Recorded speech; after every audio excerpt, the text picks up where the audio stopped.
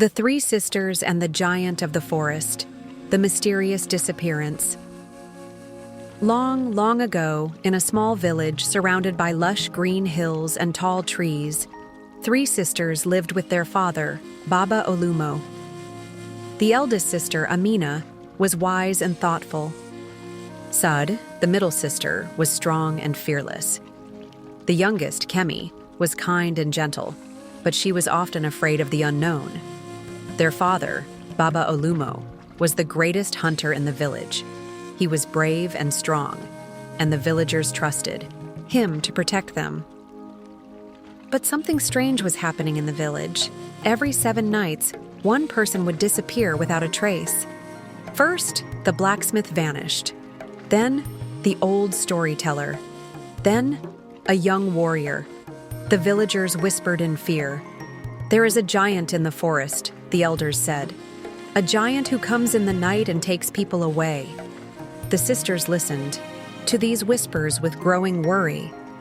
One evening, as the sun set behind the trees, Baba Olumo gathered his daughters. His face was serious. "My children," he said, "this cannot continue.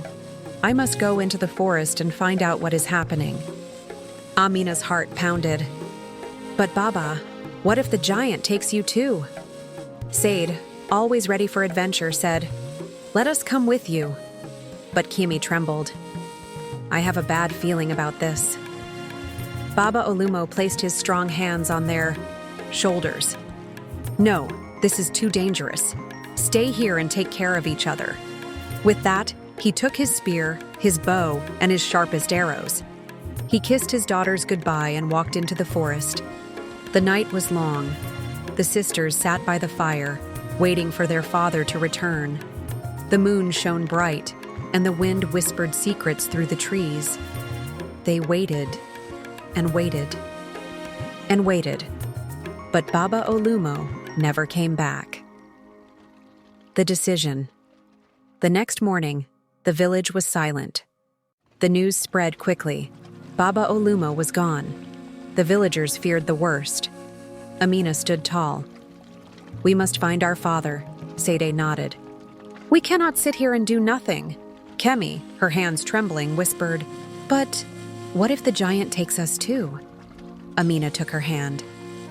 "We will be careful. We will be strong. We will not be afraid."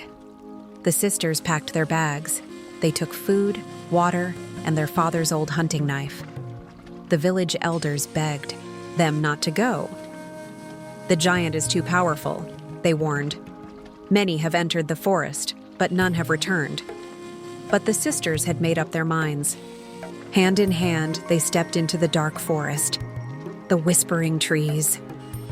The forest was unlike anything they had ever seen. The trees were tall and ancient, their branches twisted like old fingers reaching for the sky.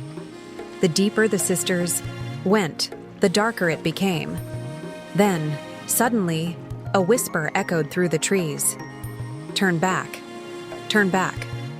or you will never return."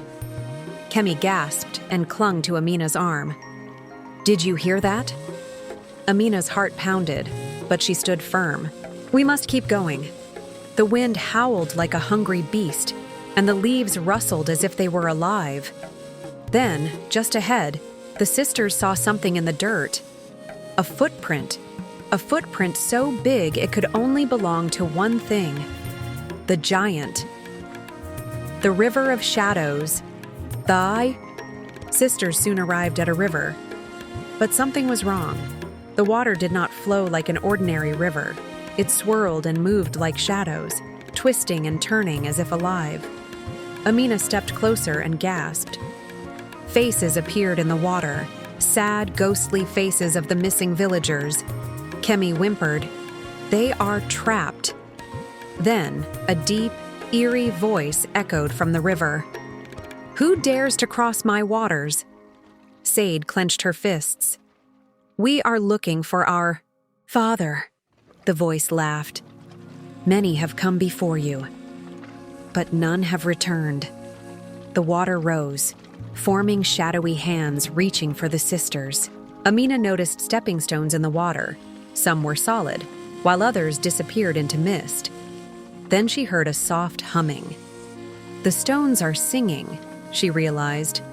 We must step only on the ones that hum. One by one, the sisters crossed, stepping only on the singing stones. The shadowy hands tried to grab them, but they were too fast. Finally, they made it to the other side, just as the river let out an angry roar before fading away. The wise old tortoise.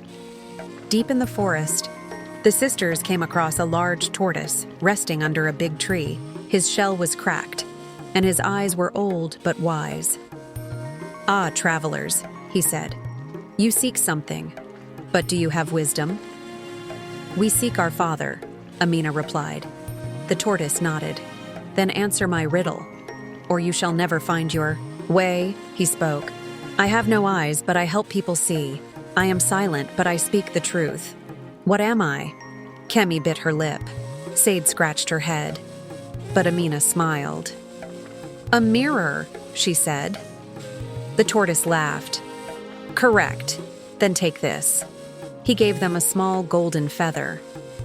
"When the time comes, throw it into the air, and it will guide you. Bye." Sisters thanked him and continued their journey. The giant's lair. Finally, they arrived at a huge cave. The air smelled of smoke and fire. Inside, they saw a golden drum glowing in the dark. Behind it lay their father and the missing villagers, trapped in cages. Then a deep growl filled the cave. A shadow rose from the darkness. The giant had arrived. He was taller than the trees, with red eyes and a voice like thunder. "You dare enter my home?" the giant roared. Thinking fast, Amina threw the golden feather into the air. A blinding light filled the cave, revealing the giant's reflection in the water. The giant howled, "No, my weakness!" The sisters used the golden drum to break the spell. The villagers and Baba Olumo were freed. With one final scream, the giant turned to stone. The return. The sisters returned to the village as heroes. The elders celebrated, and Baba Olumo embraced his daughters. "You have shown courage, wisdom, and love," he said. "Together, you have defeated the darkness." And from that day on, the forest was safe once again.